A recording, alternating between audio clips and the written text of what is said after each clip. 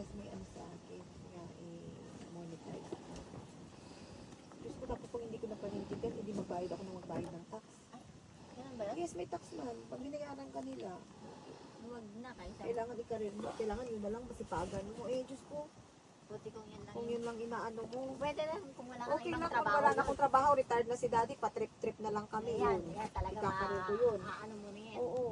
Kahit kayo pang dalawa kasi Oo. kung saan na kayo mag-ano. Ikakaroon ko yun. Pero yung ganon, ay naku po, makapayad ako ng tax.